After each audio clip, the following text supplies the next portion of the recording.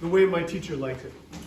So everyone has some form of what he calls the snake move, but most people call it stripping, okay?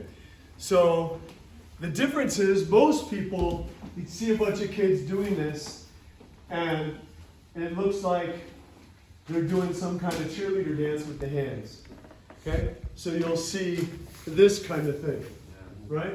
Okay? But what we want to do instead is keep our frame, rotate to the hip and shoulder, scoot the butt, then walk over and do the same thing. Not just whatever that is.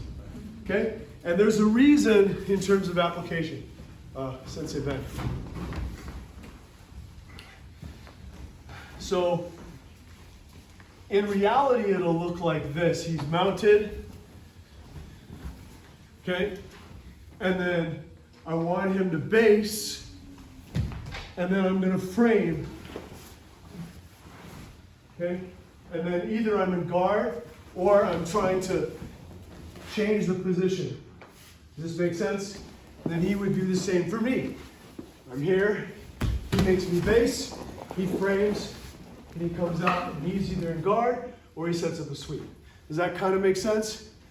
Now you can't do that if you're just doing the flailing move, right? Because he has to anchor the feet and he has to keep his frame. What do I mean by frame? Okay? So if you stand up. Because I only got 12 minutes, I'm going to try to give you something that'll solve a lot of problems for you. Okay? And that is my teacher's 4 rules from bottom. Okay? So 4 rules from bottom. So, rule 1, I don't want to be in line with my opponent. Okay? So from the bump, I don't want to stay here. From the bump, I want to pick a side so that I'm off angle. Okay? So that's rule 1, is I'm going to change the angle somehow. I don't want to be right in front of him. That's where all his subs are. Okay? Rule 2. Okay? So part of what's going to help you understand this is you always want to be using your levers. So if he's standing, because this one's easier to extend here. My first thing is going to be my feet. That's your first line of defense, right?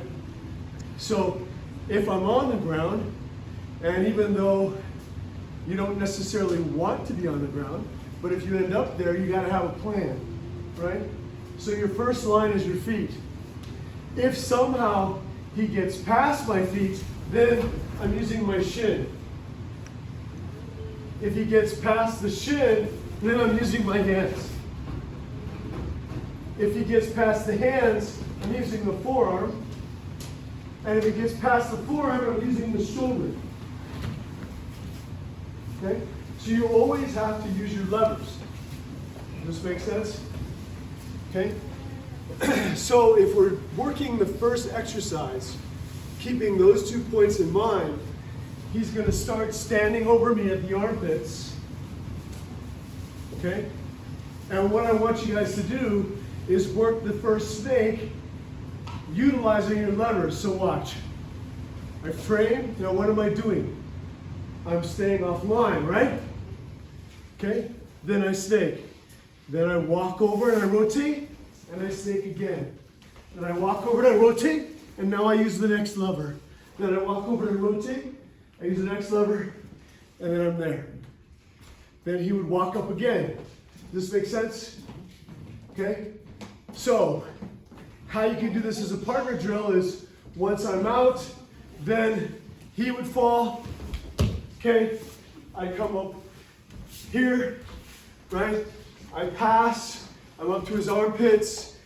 He's going to work offline, going from his 1 to his 2 to his 3. Okay? Or 3, 2, 1 actually. Okay? So he's going from hands to knees to feet. Does this make sense? So when you're doing all of your